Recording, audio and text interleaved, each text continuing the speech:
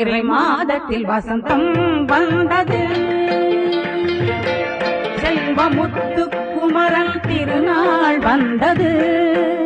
வந்தது வந்தது சித்திரை மாதத்தில் வசந்தம் வந்தது. செல்வமுத்து குமரன் திருநாள் வந்தது. வந்தது வந்தது முக்கனியும் கிடைத்தது. முத்தமிழதில் கலந்தது. முக்கனியும் கிடைத்தது.